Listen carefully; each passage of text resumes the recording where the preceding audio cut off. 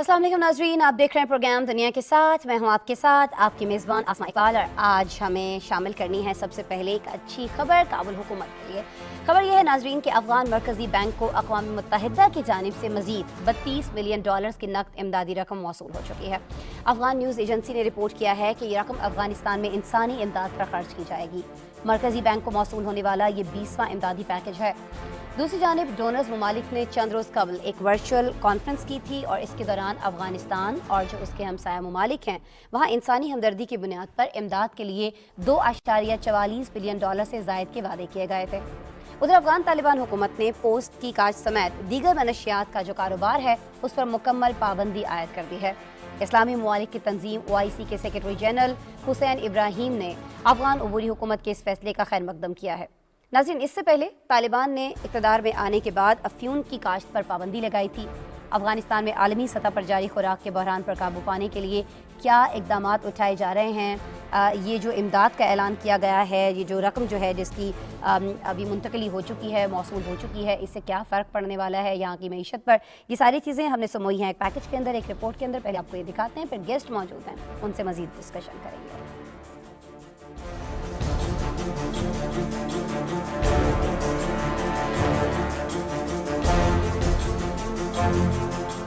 अफगानिस्तान के माली हालात की बेहतरी के लिए अच्छी खबर है। काबल न्यूज एजेंसी के मुताबिक अक़वाम मुत्तहिदा की जानिब से अफगानिस्तान के मरकजी बैंक को मजीद $32 मिलियन की नकद इमदाद मौसूल हो गई है। मरकजी बैंक को ये मिलने वाली रकम इंसानी इमदाद पर खर्च की जाएगी।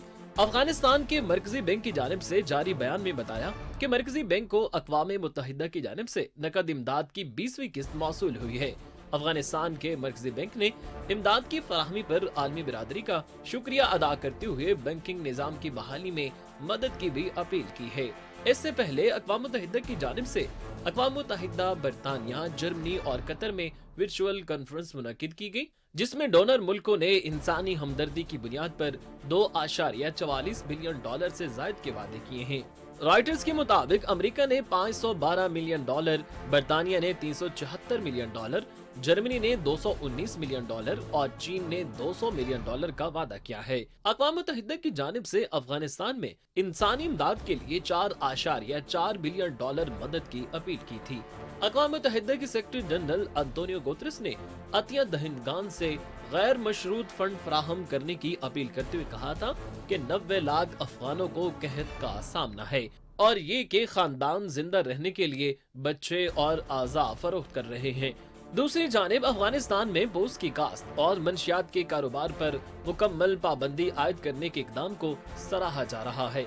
इस्लामी ममालिक की तंजीम OIC के सेक्रेटरी जनरल हुसैन इब्राहिम ताहा का अफगान अबूरी हुकूमत के फैसले का खैर मकदम किया है। चंद हफ्ते पहले तालिबान के अमीर मुल्ला हैबतुल्लाह अखमदजादा ने फरमान जारी किया था, जिसके तहत अफगानिस्तान में पोस्ट की काश्त पर मुकम्मल पाबंदी आयद की गई थी, जबकि दीगर तमाम मंशियात के इस्तेमाल और कारोबार को भी ममनू करार दिया गया था। OIC के सेक्रेटरी जनरल हुसैन इब्राहिम ताहा ने अफगान अबूरी हुकूमत के इकदाम का खैर मकदम करते हुए कहा है कि पोस्ट की काश्त पर सख्त पाबंदी मंशियात पर काबू पाने से मुतालिक अफगान अबूरी हुकूमत के अज़्म को जाहिर करती है। OIC के सेक्रेटरी जनरल ने जोर दिया है कि काश्तकारों के लिए मुनाफा बख्श फसलों की काश्त और मंशियात की लत में मुब्तला अफगान शहरियों की बहाली का प्रोग्राम बैनुल अक़वामी बिरादरी की इमदाद और तामीर नौ की मुहिम का एक लाजमी हिस्सा होना चाहिए। इससे पहले अफगान तालिबान ने दुनिया के सबसे बड़े अफ्यून पैदा करने वाले मुल्क अफगानिस्तान में मंशियात की काश्त पर पाबंदी लगाई थी। आलमी दानों की रिपोर्ट्स के मुताबिक अफगानिस्तान की तकरीबन 4 करोड़ आबादी में से निस्फ से ज्यादा अफराद शदीद भूख का शिकार हैं, जो कि मुल्क में मईशत, तालीम और समाजी खिदमात को भी तबाहकुन सूरत हाल का सामना है। अफगानिस्तान को हालिया $32 मिलियन की नकद रकम मुंतकिली से अफगानिस्तान के अवाम की हालत इज़ार में बेहतरी की उम्मीद की जा रही है। और अब प्रोग्राम में नाज़रीन हमें बात करनी है श्रीलंका की। श्रीलंका की बात इसलिए करनी है क्योंकि वहाँ माशी बहरान जो है वो मज़ीद गहरा होता जा रहा है, जिसके खिलाफ मुल्क गिर मुजाहरे जारी हैं। आपसे 2 रोज़ पहले भी हमने इस हवाले से बात की थी। नाज़रीन, मुजाहरों के सबब गुज़श्ता रोज़ सदर की काबीना के तमाम वज़ीर जो हैं वो मुस्तफ़ी हो गए थे, लेकिन आज हुकूमत के साथ इत्तेहादी जमात के 40 अरकान ने भी अपने ओहदों से इस्तीफ़े दे दिए हैं। AFP के मुताबिक सदर की काबीना के इस्तीफ़े लेने का मकसद ही ये था कि नई काबीना तश्कील देकर حکمران سیاسی خاندان معاشی بحران کے پیش نظر اپنی پوزیشن کو بہتر بنا سکے، لیکن اب حکومتی اتحاد کے استعفوں کے بعد وزیر اعظم کی کرسی خطرے میں پڑ سکتی ہے۔ صدر اور ان کے بھائی وزیر اعظم دونوں ابھی تک اپنے عہدوں پر برقرار ہیں، لیکن ان کے استعفے کا جو مطالبہ ہے ناظرین وہ زور پکڑتا جا رہا ہے۔ صورتحال کو قابو میں رکھنے کے لیے حکومت نے ملک گیر کرفیو نافذ کر رکھا ہے۔ غیر ملکی کرنسی کے ذخائر میں کمی کی وجہ سے ایندھن کی شدید قلت پیدا ہو گئی ہے اور لوگ دن میں کئی گھنٹے بجلی کے بغیر زندگی گزارنے پر مجبور ہیں۔ یہی وجہ ہے کہ جب ان کی بس ہونے لگی تو وہ سڑکوں پر نکل آئے ہیں، احتجاج کر رہے ہیں، لیکن اس احتجاج کو روکنے کے لیے کرفیو نافذ کر دیا گیا ہے۔ سچویشن کیا ہے، کس جانب جا سکتی ہے، اس پر ہم بات کریں گے، لیکن پہلے آپ کو ایک رپورٹ دکھاتے ہیں۔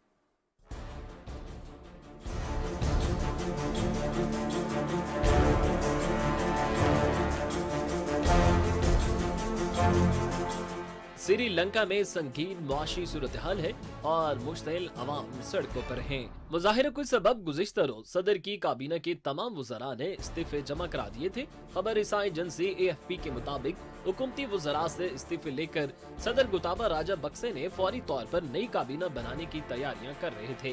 اس کابینہ میں مستعفی ارکان کو دوبارہ شامل کرنے کی تیاریاں کی جا رہی تھیں۔ خبر کے مطابق اس اقدام سے حکمران سیاسی خاندان معاشی بحران کے پیش نظر اپنی پوزیشن کو بہتر بنانا چاہ رہا تھا، لیکن آج حکومت کے ساتھ اتحادی جماعت کے 40 ارکان نے بھی اپنے عہدوں سے استعفے دے دیے ہیں اور اب حکومتی اتحاد کے استعفوں کے بعد وزیراعظم کی کرسی خطرے میں پڑ سکتی ہے۔ سری لنکا میں 2 دہائی سے راجہ پکسے خاندان کی حکومت ہے۔ ملکی مسائل کی بڑی وجہ ان کے اقتصادی فیصلوں کو قرار دیا جا رہا ہے۔ حالیہ مہینوں میں ان کے خلاف مظاہرے ہوتے رہے جن کو طاقت کے استعمال سے کچلا جاتا رہا۔ سری لنکا میں 1948 میں آزادی حاصل کرنے کے بعد بدترین معاشی بحران کا سامنا ہے۔ آسمان چوتی افراط زر کی شرحیں اور اشیاء خودروش کی بڑھتی ہوئی قیمتوں کے باعث ملک میں فی الوقت بہت سے لوگوں کو اپنی بنیادی ضروریات پورا کرنے میں شدید دشواریوں کا سامنا ہے۔ غیر ملکی کرنسی کے ذخائر میں کمی کی وجہ سے ایندھن کی بھی شدید قلت پیدا ہو گئی ہے اور لوگ دن میں کئی گھنٹے بجلی کے بغیر زندگی گزارنے پر مجبور ہیں۔ معاشی حالات سے تنگ عوام گزشتہ کئی دنوں سے سڑکوں پر احتجاجی مظاہرے کر رہے ہیں، جن کو روکنے کے لیے ملک گیر کرفیو نافذ ہے۔ کئی 100 مظاہرین کو اب تک گرفتار کیا جا چکا ہے۔ مظاہرے ختم کرنے کے لیے سوشل میڈیا تک رسائی پر بھی پابندی عائد کر دی گئی تھی، لیکن حکومت ان تمام اقدامات کے باوجود مظاہرین کو روکنے میں ناکام ہوئی۔ سری لنکا کی معیشت کا سیاحت پر بہت زیادہ انحصار ہے۔ کورونا وائرس کے باعث سیاحتی سرگرمیاں متاثر ہونے کے باعث گزشتہ 2 برس کے دوران ملکی معیشت کو درپیش مسائل میں مزید اضافہ ہوا ہے، لیکن معاشی ماہرین کے نزدیک بیرونی قرضوں اور ٹیکس سے متعلق حکومت کے اقدامات سری لنکا کو درپیش تاریخ کے سنگین ترین بحران کے اسباب میں شامل ہے۔ معاشی بحران سے نکلنے کے لیے سری لنکا نے بھارت اور چین سے بھی مدد مانگی۔ بھارت کی جانب سے $1 ارب قرضہ جاری کر دیا گیا ہے، جو کہ دواؤں، خوراک اور ایندھن کی برآمدات کی ادائیگیوں کے لیے استعمال ہوگا۔ چین بھی سری لنکا کو $1.5 ارب کے قرض کی سہولت دینے پر غور کر رہا ہے۔ سری لنکن حکومت بین الاقوامی مالیاتی فنڈ سے امداد مانگ رہی ہے، لیکن ماہرین کا کہنا ہے کہ IMF سے قرضہ حاصل کر بھی لیا تو ادارے کے تجویز کردہ شرائط اور اصلاحات پر عمل درآمد سری لنکا کے لیے بڑا چیلنج ثابت ہوگا۔ بالکل جی، رپورٹ آپ نے دیکھی۔ شری لنکا میں یہ صورتحال کیوں پیدا ہوئی ہے، معاشی بحران کتنا بڑھ گیا ہے اور لوگ کیوں احتجاج کر رہے ہیں، یہ چیزیں تو آپ نے جان لی، لیکن اب یہ صورتحال کس جانب جا سکتی ہے، اس پہ ہم بات کریں گے جی۔ ڈاکٹر کلیم اللہ صاحب سے، ماہر ہیں بین الاقوامی امور کے، ویڈیو لنک پہ مجھے جوائن کر چکے ہیں، ان سے بات کر لیتے ہیں۔ السلام علیکم کلیم اللہ صاحب۔ وعلیکم السلام۔ کلیم اللہ صاحب، ہم یہ دیکھ رہے ہیں شری لنکا کے اندر عوام ہمیں سڑکوں پر دکھائی دے رہے ہیں، ان کے سڑکوں کے آنے کے بعد سے مسلسل گرفتاریاں جاری ہیں، سوشل میڈیا پر پابندی لگا دی گئی ہے، مظاہرین کو روکنے کے لیے وہ چیزیں کی جا رہی ہیں جو سوچی نہیں گئی تھی، لیکن اس کے باوجود یہ چیزیں کارآمد ثابت نہیں ہو رہی ہیں۔ اچھا، پچھلی 2 دہائیوں کی اگر ہم سر بات کر لیں تو یہاں ہم جانتے ہیں راجہ پکسے خاندان جو ہے وہی حکومت میں ہے۔ بہت ساری جگہوں پر یہ کہا جاتا ہے کہ ان کے اقتصادی فیصلے ہیں جن کی وجہ سے ملک دیوالیہ ہونے کی نہج پر پہنچ چکا ہے۔ کیا واقعتاً ایسا ہے، یہ سارا کا سارا ملبہ جو ہے وہ ہم ڈال دیں کہ جی کووڈ-19 آیا، یہاں کی سیاحت متاثر ہوئی، تب یہ حالات ہوئے؟ کلیم صاحب، سری لنکا کا جو بحران ہے اس کے کئی پہلو ہیں۔ موجودہ گلوبلائزیشن کی دنیا میں سیاست اور معیشت ایک دوسرے سے بہت زیادہ لنکڈ ہے، اور اگر معاشی میدان کے اندر جو آپ فیصلہ جات کرتے ہیں اس کی ایک سیاسی قیمت ہوتی ہے جو کوئی حکومتیں ادا کرتی ہیں، اور بہت سارے ایسے سیاسی گین ایسے ہوتے ہیں جن کی معاشی قیمت ہوتی ہے. تو سیاست اور معیشت آج کے دور میں بہت زیادہ لنک ہے. اگر کسی ملک کی معیشت ٹھیک نہیں ہے تو یقیناً وہ ملک سیاسی عدم استحکام سے دوچار ہوگا. یہ آج کے جو ماڈرن اکنامکس ہے اس کا یہ ایک پرنسپل ہے. اور جو اس وقت سری لنکا کی سچویشن ہے اس کے کچھ وجوہات ہیں جو انٹرنل ہیں اور کچھ وجوہات ہیں جو ایکسٹرنل ہیں. ہم ایک ایک کر کے ان انٹرنل اور ایکسٹرنل وجوہات کے اوپر بات کر لیتے ہیں. میں سٹارٹ لوں گا ایکسٹرنل وجوہات سے. جو انٹرنل وجوہات تھیں کرائسس کی ان کو آپ نے رپورٹ میں بھی ڈسکس کیا اور ان کا آپ نے اپنی جو گفتگو تھی اس میں بھی ذکر کیا. لیکن جب ایکسٹرنل کچھ ریزن ہے اس طرح کے کرائسس کی، ہم یہ دیکھتے ہیں کہ اس وقت دنیا کے اندر بہت سارے ترقی پذیر ممالک ایسے ہیں جو اسی قسم کے حالات سے گزر رہے ہیں یا نیئر فیوچر میں وہ اس طرح کے حالات سے گزر سکتے ہیں. جیسے اگر آپ پاکستان کو دیکھیں تو پاکستان میں بھی اس وقت آپ کو ایک پولیٹیکل کرائسس اور اکنامک کرائسس دونوں نظر آئیں گے. اور سری لنکا میں بھی آپ کو پولیٹیکل اور اکنامک کرائسس نظر آ رہا ہے. اس طرح یہ پولیٹیکل اور اکنامک کرائسس آپ کو تیسری دنیا کے بہت سارے ممالک میں اس وقت وہ ایمرج ہو رہا ہے یا نیئر فیوچر میں وہ ویزیبل ہو سکتا ہے. اب یہ جو ترقی پذیر ممالک ہیں ان میں یہ کرائسس کیوں ہے؟ اس کی بنیادی وجہ کووڈ-19 کا فال آؤٹ ہی ہے. یا اگر میں اس کو یوں کہوں کہ اس کی بنیادی وجہ نیو لبرل آرڈر ہے. کووڈ-19 کا جب پینڈیمک آیا اس مسئلے سے نبٹنے کے لیے جو نیو لبرل آرڈر تھا وہ اتنا مضبوط نہیں ہے کہ وہ کووڈ-19 جیسے پینڈیمک کے نتیجے میں جو مسائل پیدا ہوئے ان سے نمٹ سکے. نیو لبرل آرڈر کیا، میں آپ کو ایگزامپل دوں کہ ابھی ریسنٹلی G20 ممالک کا اجلاس ہوا. G20 ممالک کے اجلاس میں یہ ابھی توقع کی جا رہی تھی کہ وہ ترقی پذیر ممالک کے لیے جو قرضہ جات ہے ان میں کوئی سہولت مہیا کریں گے، لیکن ہمیں نظر آ رہا ہے کہ جو ترقی یافتہ ممالک ہے G20 G7 ان کی طرف سے ڈیولپنگ کنٹریز کو کوئی زیادہ جو قرضہ جات ہے ان کی جو پیمنٹ ہے اس کے حوالے رعایت دی نہیں گئی. کلیم صاحب جی، ایک تو یہ نیو ورلڈ آرڈر ہے. پھر ایک اس کی دوسری وجہ چائنا ہے. چائنا نے، آپ کو معلوم ہے کہ چائنا جب بھی کسی ملک سے کوئی معاشی معاہدہ کرتا ہے تو وہ معاشی معاہدے کانفیڈینشیل رکھے جاتے ہیں اور اس میں کافی ایسی ٹرمز اینڈ کنڈیشنز ہوتی ہیں جو کہ میرے خیال سے جو چائنا ہے ان کی فیور میں جاتی ہیں. تو چائنا کی طرف سے جو سری لنکا کو بوروئنگ کی گئی وہ بوروئنگ ایسی نہیں تھی کہ وہ پے بیک کر سکے یا وہ ریٹرن کر سکے. اس کے نتیجے میں سری لنکا کو اپنے بہت سارے اسٹریٹجک ایسٹ جس میں کولمبو پورٹ ہے وہ بھی ہم نے پاسٹ میں دیکھا کہ چین کے حوالے کرنے پڑی. تو جو سری لنکا کا کرائسس نہیں تو اس سب سچویشن میں، سوری کلیم اللہ صاحب، اس سارے سینیریو کے اندر یہ آپشن موجود تھا نا شری لنکا کے پاس کہ وہ آئی ایم ایف کے پاس چلے جاتے. اب بہت زیادہ تنقید تو اسی پہ کی جا رہی ہے شری لنکا کے اوپر کہ جی جس وقت آپ کو جانا چاہیے تھا آئی ایم ایف کے پاس آپ اس وقت نہیں گئے، دیر کی. سری لنکا نے ایک نہیں یہ کئی دفعہ آئی ایم ایف کے پاس گئے ہیں. انہوں نے آئی ایم ایف کے کئی پروگرام شروع کیے ہیں اور وہ programs time to time suspend بھی ہوئے ہیں کیونکہ obviously سری لنکا کی اکنامک کنڈیشنز ایسی نہیں ہے کہ جو آئی ایم ایف کے ٹرمز اینڈ کنڈیشن ان کو فالو کر سکے. اب آپ نے جیسے بات کی اپنی رپورٹ میں اس وقت سری لنکا کے حالات دکھائے. ابھی 2-3 دن پہلے کی بات ہے کہ سری لنکا میں فیول کے لیے اتنی بڑی بڑی لائنیں لگی ہوئی ہیں کہ 4 افراد کی فیول لیتے ہوئے اس لائن میں لگے ہوئے ڈیتھ ہو گئی. مطلب وہ اتنی دیر سے اس تیل لینے کے لیے لائن میں کھڑے ہوئے تھے کہ لائن میں لگے 4 افراد کی ڈیتھ ہو گئی. اس وقت یہ ملک کے حالات ہیں. تو جب کرائسس اتنا بڑا ہو، آئی ایم ایف اتنے بڑے کرائسس سے سری لنکا کو آئی ایم ایف ایک چھوٹا سا پیکج جو $2-3 بلین کا ہوگا وہ اس میں سے نہیں نکال سکتا. اگر آئی ایم ایف کا یہ پیکج لیں گے بھی تو 5-6 مہینوں کے بعد ان کو دوبارہ ایک آئی ایم ایف کے پیکج کی ضرورت پڑے گی.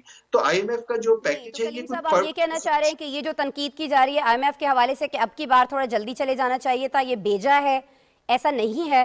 چلے اگر ایسا نہیں ہے یا آئی ایم ایف اس طرح سے ریلیف نہیں فراہم کر سکتا ہے یا اتنی بڑی امداد نہیں دی جا سکتی ہے تو اب پھر ہو کیا سکتا ہے، سچویشن سنبھالی کیسے جا سکتی ہے؟ سری لنکا میں آپ نے رپورٹ میں بھی اس کو ڈسکس کیا، آپ نے بھی بات کی، بیڈ گورننس کے بہت سارے ایشو ہیں. ایک فیملی ہے اب ان کے جو پچھلے وزیر خزانہ تھے وہ ان کا جو صدر ہے ان کے بھائی ہیں. मतलब सदर साहब एक शख्स है, वो सदर है, उसका भाई वजीर खजाना है, उसके जो बाकी बीवी है वो कैबिनेट में बैठी हुई है, उसके बच्चे कैबिनेट में बैठे हुए हैं। तो इस तरह की जब फैमिली पॉलिटिक्स एक मुल्क के अंदर हो, और तो इसका खमियाजा अवाम को और मुल्क को भुगतना पड़ता है, जो हमें श्रीलंका में नजर आया। तो श्रीलंका का जो क्राइसिस है उसमें कोविड-19 एक्सटर्नल इंटरनल फैक्टर्स अपनी जगह, लेकिन उसमें बहुत बड़ा किरदार श्रीलंका की गवर्नमेंट की जो बैड गवर्नेंस रही है पास्ट के अंदर, उसका भी है। और अभी भी इस क्राइसिस से निकलने खारिजा हैं, वजीर खजाना हैं, खुद वजीर आजम हैं, वो भी उसी फैमिली से हैं, भाई हैं दोनों, सदर और वजीर आजम भी सर। ऐसे है। और इस जो क्राइसिस है, इसके हवाले से जो वे आउट बनाया जा रहा है, वो कोई इतना स्ट्रांग है नहीं। इसका कोई वे आउट प्लान गवर्नमेंट के पास है ही नहीं, श्रीलंकन गवर्नमेंट के पास। और मुझे नहीं मालूम कि वो इस क्राइसिस से कैसे निकलेंगे। और ये जो पॉलिटिकल सिचुएशन है श्रीलंका के अंदर, हमें आने वाले दिनों में और ज्यादा सवियर नजर आएगी। क्योंकि कोई भी, ये देखिए, अभी इन्होंने $1 बिलियन के पैकेज की बात की। $1 बिलियन तो कुछ भी नहीं है। ठीक है, श्रीलंका के पास इस वक्त जो टोटल लोन है इनके पास, वो कोई 51 से $52 बिलियन का है, जिसके ऊपर इन्होंने डेट्स पे करने हैं।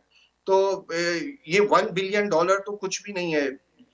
जो इकोनॉमिस्ट है उनका आइडिया ये है कि श्रीलंका को एक क्वार्टर फाइनेंशियल ईयर में, यानी 3 से 4 महीने के दरमियान, कम से कम भी $3 से 4 अरब का कर्जा चाहिए। यानी कि अगर आपको एक क्वार्टर फाइनेंशियल ईयर में $4 अरब चाहिए, तो एक साल में आपको तकरीबन 12 से 16 अरब चाहिए। तो जहां बात 15-16 अरब की हो, वहां IMF का 1 या 2 अरब श्रीलंका को इस सिचुएशन से नहीं निकाल सकता। तो क्या चीज़ निकाल सकती है कलीमुल्लाह साहब, यही मैं जानना चाह रही हूँ, कोई है तरीकाकार है? श्रीलंका के अंदर सबसे पहले तो जो गवर्नेंस है, देखें, डेवलपमेंट और रिसोर्सेज का बड़ा स्ट्रॉन्ग लिंक होता है। आपके पास जो रिसोर्सेज हैं, अगर आप उनको एफिशिएंटली यूज नहीं कर रहे तो मुल्क डेवलप नहीं कर सकता। श्रीलंका के अंदर जो रिसोर्सेज हैं, अनफॉर्चुनेटली उनकी गवर्नमेंट ने उन रिसोर्सेज को एफिशिएंटली यूज नहीं किया। हमने पास्ट में देखा कि वहाँ सिविल वॉर रही। सिविल वॉर के बाद उनको जैसे अपनी इकोनॉमी को डेवलप करना चाहिए था, उन्होंने नहीं किया। तो जब नेपोटिज्म आपकी हुकूमत और सियासत में आ जाता है और रिसोर्सेज को आप प्रॉपर्ली यूटिलाइज नहीं करते, तो उसके नतीजे में डेवलपमेंट नहीं होती और एट द एंड हुकूमतें जो इस तरह के क्राइसिस में फंस जाती है। तो श्रीलंका को अगर इस सिचुएशन से निकलना है तो उनको एक लॉन्ग टर्म प्लान चाहिए होगा। मेरा आइडिया ये है कि कम से कम आप फरमा रहे हैं डॉक्टर कलीमुल्लाह साहब कि शॉर्ट टर्म इसका कोई उस तरह का हल नहीं है कि जी IMF कोई पैकेज दे दे तो उससे श्रीलंका जो है इस तरह के बहरान से निकल आए। लॉन्ग टर्म हिकमत अमली जो है वो अपनाई जा सकती थी, अभी भी अपनाई जा सकती है, लेकिन फौरन अभी कुछ ऐसा है नहीं श्रीलंका के पास कि इस बहरान पर काबू पा सकें। बहुत शुक्रिया डॉक्टर कलीमुल्लाह साहब, माहिर हैं बैनुल अक़वामी उमूर के, खासतौर पर श्रीलंका के इस इशू पे, क्राइसिस पे बात कर रहे थे। Thank you so very much आपके वक्त के लिए। और नाज़रीन, प्रोग्राम में अब हमें रुख करना है बड़े आज़म जनूबी अमेरिका का, जहां पेरू में ईंधन और टोल टैक्स में इजाफे के खिलाफ दूसरे हफ्ते भी मुजाहरे जारी हैं। आलमी खबर रसां इदारा ये बताता है कि मुश्तिल मुजाहिरीन ने सड़कें ब्लॉक कर दी हैं, गाड़ियों पर पथराव किया जा रहा है, टायर भी जलाए जा रहे हैं। मुजाहिरीन और पुलिस में झड़पें हुई हैं और पुलिस मुजाहिरीन को मुंतशिर करने के लिए शेलिंग कर रही है। इस एहतजाज के दौरान मुतादिद मुजाहिरीन को हिरासत में लेने की इत्तलात हैं। पुरतशद्दुद मुजाहिरों में 4 अफराद हलाक भी हुए हैं। सूरत हाल बेकाबू हुई तो इंतज़ामिया ने दारुल हुकूमत में कर्फ्यू भी नाफिज कर दिया। ये सिचुएशन हम आपको दिखा रहे हैं स्क्रीन पे, किस तरह से झड़पें हुई हैं, किस तरह से मुजाहिरीन आगे बढ़ रहे हैं और किस तरह से फिर यहाँ फोर्सेस की जानिब से उन पर तशद्दुद किया जा रहा है। मुल्क में महंगाई की अगर बात करें यहाँ, तो पेरू में महंगाई की अगस्त 1998 के बाद से, यानी 1998 के बाद से बुलंद तरीन सतह पर यह महंगाई देखी जा रही है। मकामी सतह पर जो अदाद शुमार सामने आए हैं वो ये बताते हैं कि गुज़श्ता माह के दौरान 2021 के इसी अरसे के दौरानिए में 6.82% महंगाई बढ़ी है। नाज़रीन, पेरू में बढ़ती कीमतों और उस पर अवामी रद्द-ए-अमल जो सामने आ रहा है, उस पर हमारे पास एक डिटेल्ड पैकेज है। ये सिचुएशन क्यों क्रिएट हुई है, ये पैकेज, ये रिपोर्ट आपको दिखाते हैं।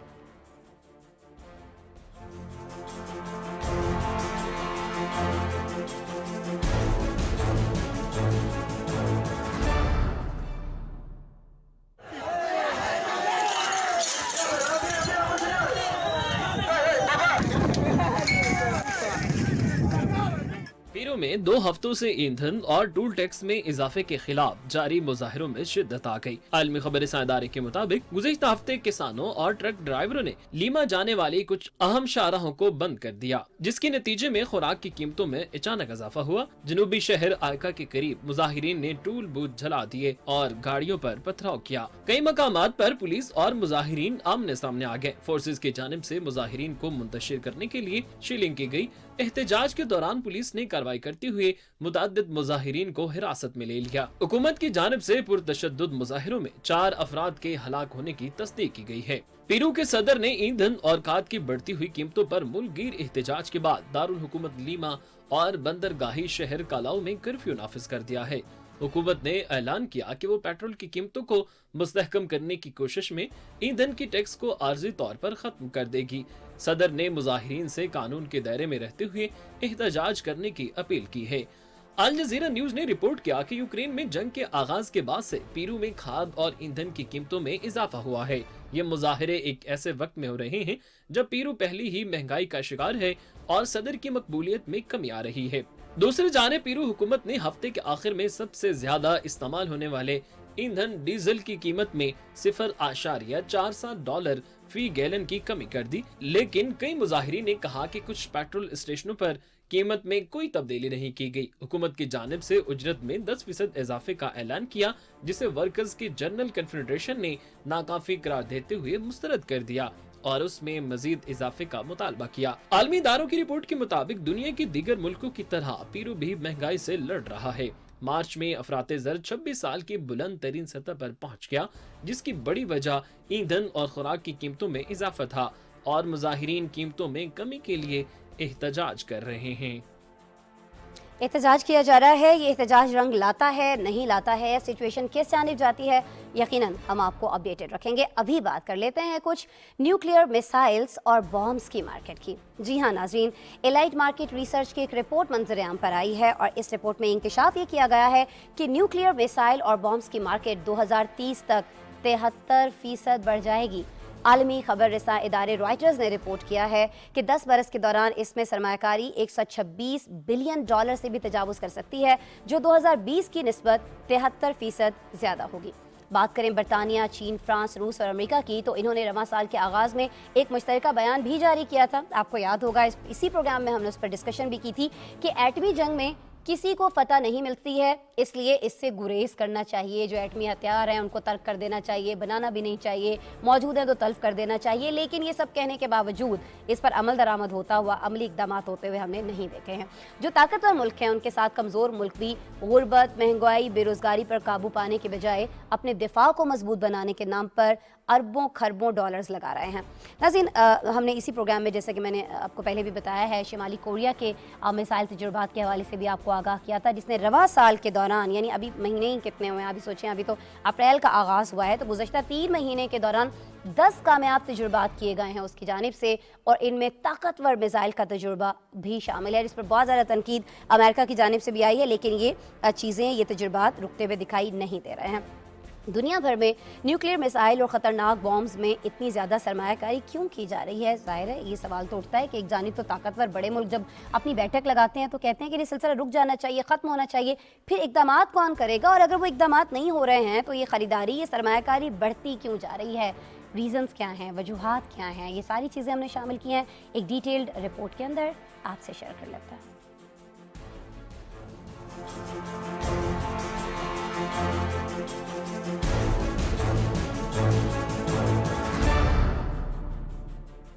न्यूक्लियर मिसाइल और बम्बों की मार्केट 2030 तक 73% बढ़ जाने का इम्कान है। अलाइड मार्केट रिसर्च की रिपोर्ट में इंकशाफ किया गया कि जोहरी मिसाइलों की आलमी मंडी में 10 बरस के अंदर $126 बिलियन से तजावज कर जाएगी, जो 2020 की निस्बत तकरीबन 73% ज्यादा होगी। रॉयटर्स ने पोर्टलैंड में 2020 की कायम रिसर्च फर्म की रिपोर्ट का हवाला दिया, जिसमें बताया गया कि जोग्राफियाई, सियासी तनाज़ात और बड़े फौजी बजट में इजाफा मुमकिन तौर पर 2030 तक 5.4% की सालाना शरह से आदादो शुमार बढ़ा देगा। अलाइड मार्केट रिसर्च रिपोर्ट में मजीद बताया गया कि छोटे न्यूक्लियर वॉर हेड्स की मांग में इजाफा हुआ है, जिन्हें हवाई जहाज और जमीन पर मबनी मिसाइलों के जरिए आसानी से इस्तेमाल किया जा सकता है। 2020 में सबमरीन से लॉन्च किए जाने वाले बैलिस्टिक मिसाइल मार्केट का 1/4 हिस्सा थे। दूसरे जानिब DW ने रिपोर्ट किया कि बरतानिया, चीन, फ्रांस, रूस और अमेरिका ने रवां साल के आगाज में एक मुश्तरका बयान में कहा था कि एटमी जंग में किसी की फतह नहीं हो सकती, इससे गुरेज करना चाहिए। अमेरिकी सदर जो बाइडन ने गुज़िश्ता हफ्ते एक कौमी दिफाई बजट की दरखास्त की थी, जिसमें बैलिस्टिक मिसाइल आबदोजों, बमबारों और जमीनी मिसाइल के जोहरी ट्राइड को जदीद बनाने को तरजीह दी जाएगी। बरतानवी नशियाती इदारे के मुताबिक 1970 से लेकर अब तक 191 ममालिक जोहरी अदम फैलाव के मुआहदे NPT में शामिल हुए हैं। इस मुआहदे के तहत 5 ममालिक को जौहरी हथियार रखने वाली रियासतें समझा जाता है, जिनमें अमेरिका, रूस, फ्रांस और चीन शामिल है। BBC ने रिपोर्ट किया कि बरतानिया अपने जौहरी हथियारों के निजाम को जदीद बना रहा है और अमेरिका मुमकिन तौर पर अपने जौहरी हथियारों को जदीद बनाने के लिए 2040 तक $1 खरब खर्च करेगा। उधर शुमाली कोरिया ने जंग की मुखालफत की है, लेकिन जनूबी कोरिया की जानिब से हमले की सूरत में जौहरी हथियारों से जवाबी हमले की धमकी दी है। रॉयटर्स के मुताबिक शुमाली कोरिया ने आलमी पाबंदियों के बावजूद अपना जौहरी प्रोग्राम जारी रखा हुआ है। ये वाहिद मुल्क है जिसने रवां साल के दौरान 10 कामयाब तजुर्बात किए हैं। बिल्कुल जी, दिखाई ऐसा देता है कि जौहरी हथियारों के हुसूल के लिए दौड़ जो है वो जारी है, लेकिन एक ऐसी चीज़ जिस पर बहुत ज़्यादा तवज्जो होनी चाहिए, उस पर बात तो की जाती है, अमली इक़दामात नहीं होते हैं, और वो चीज़ है जी मौसमियाती तब्दीलियों से निपटना। अब हम रुख करने जा रहे हैं जी बरआज़म ऑस्ट्रेलिया का, क्योंकि वहाँ ये हो रहा है कि न्यू साउथ वेल्स रियासत में अभी मार्च ही से होने वाली तबाही के असरात ख़त्म नहीं हुए थे। अभी लास्ट मंथ हमने जो आपको रिपोर्ट दिखाई थी, अभी एक और इत्तला ये मिल रही है कि एक और शदीद मौसमी वार्निंग जो है वो जारी कर दी गई है। ऑस्ट्रेलियावी महकमा मौसमियात ने सिडनी और मुल्हिका साहिली इलाकों के रिहायशियों को खबरदार किया है कि बुध से यानी कल से 100 से 250 मिलीमीटर बारिश यहाँ पर हो सकती है। रिहायशी अगले 4 दिन किसी भी संगीन सूरत हाल के लिए तैयार रहें। गुज़श्ता माह रियासत में गुज़श्ता 60 साल में आने वाले बदतरीन सैलाब के बायस 18,000 से ज़ायद लोगों को नकल मकानी करना पड़ी थी। अब एक बार फिर वही हालात बनते दिखाई दे रहे हैं। ऑस्ट्रेलिया माहौलियाती तब्दीलों से होने वाली तबाहियों के निशाने पर है। गुज़श्ता बरस पहले बड़े पैमाने पर लगने वाली आग ने यहाँ पर शदीद तबाही मचाई थी, तो उसके बाद मार्च 2021 में मुल्क के जनूब मशरक़ी इलाकों में शदीद बारिशें हुई, जिससे ज़ाहिर है बहुत बड़ा एक सैलाब आ गया, जो गुज़श्ता 100 सालों का बदतरीन सैलाब करार दिया गया। इस तमाम सूरत हाल पर एक आपको पैकेज दिखाते हैं, रिपोर्ट दिखाते हैं।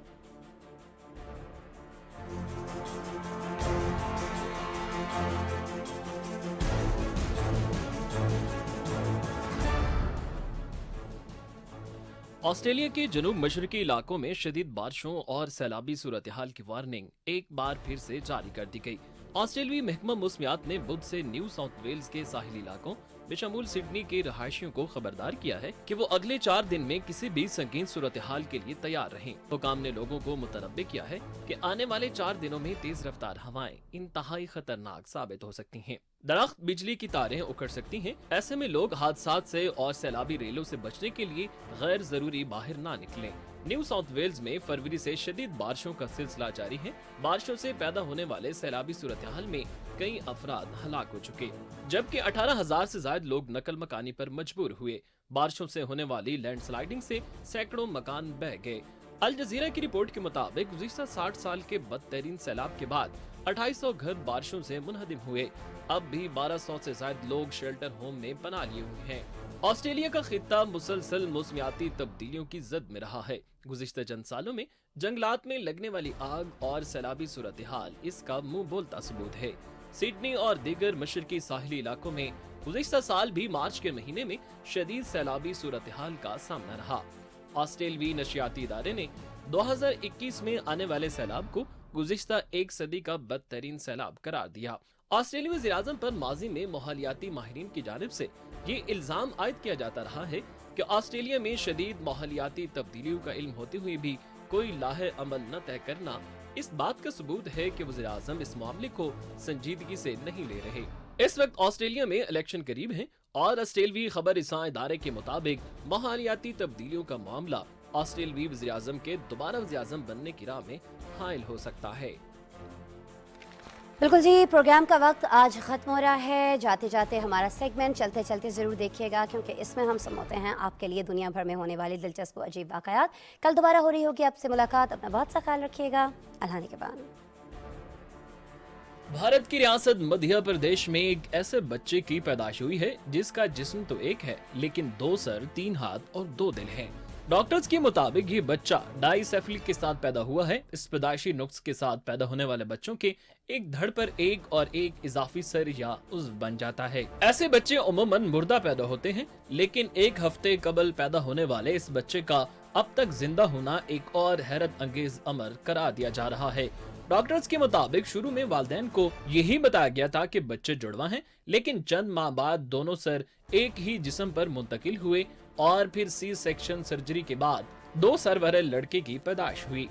سعودی عرب میں کنگ عبدالعزیز پبلک لائبریری میں نایاب اور قدیم اسلامی سکوں کی نمائش جاری ہے. ان سکوں کو دیکھنے کے لیے ملکی اور غیر ملکی افراد کی بڑی تعداد آ رہی ہے. ان میں سب سے زیادہ اہمیت کے حامل قدیم سکے بنو امیہ، بنو عباس، اندلس، فاطمی، ایوبی، سلجوق سمیت دور عثمانی کے سکے رکھے گئے ہیں. اس کے علاوہ مکہ مکرمہ، مدینہ منورہ، الیمامہ اور دیگر شہروں کے قدیم سکے بھی نمائش کا حصہ ہیں. نمائش میں 3D سینما گھر بھی بنایا گیا ہے جہاں ان قدیم سکوں کے بارے میں دستاویزی معلومات پر مبنی فلم بھی دکھائی جا رہی ہے. بھارت کی ریاست آندھرا پردیش میں ایک نوجوان کی شادی بکری سے کر دی گئی. اس نوجوان کی شادی نہیں ہو رہی تھی. اس کے حل کے لیے خاندان والے نوجوان کو نجومی کے پاس لے گئے تو نجومی نے کہا کہ اس نوجوان کی قسمت میں 2 شادیاں کرنا لکھا ہے اور اگر اسے 2 شادیوں سے روکنا ہے تو پہلی شادی ایک بکری سے کی جائے. نوجوان کے گھر والوں نے نجومی کے کہنے پر مندر میں ایک بکری سے نہ صرف شادی کرا دی بلکہ عام شادیوں کی طرح رسومات کی تکمیل بھی کی. نائجیریا میں مقامی بندروں کی نایاب نسل کے تحفظ کے لیے نئے اقدامات کیے گئے ہیں جن کے تحت اب قدرتی ماحول میں ان کی افزائش کی جا رہی ہے. بندروں کی یہ نایاب نسل صرف نائجیریا اور کیمرون میں پائی جاتی ہے.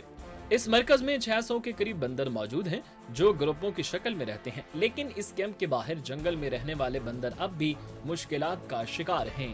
کھلے ماحول میں ان کا بے رحمی سے شکار کیا جانا عام بات ہے. سعودی عرب میں سوشل میڈیا پر زیر گردش ایک ویڈیو نے عوامی حلقوں میں غصے کی لہر دوڑا دی ہے. سڑک پر نصب سیکیورٹی کیمرہ سے بنائی گئی اس ویڈیو میں ایک شیرخوار بچے کو دیکھا جا سکتا ہے جو گھر سے نکل کر گھٹنوں کے بل چلتے ہوئے بیچ سڑک پر پہنچ گیا. اس سے قبل کہ وہ کسی تیز رفتار گاڑی کے نیچے رون دیا جاتا، سڑک پر سے گزرنے والی ایک گاڑی کے مالک نے اتر کر بچے کو فوری طور پر اٹھا لیا اور بچے کو اس کے گھر والوں کے حوالے کر دیا. سوشل میڈیا صارفین کی جانب سے بچے کے والدین کو بچے کی طرف لاپرواہی برتنے پر شدید تنقید کا نشانہ بنایا جا رہا ہے.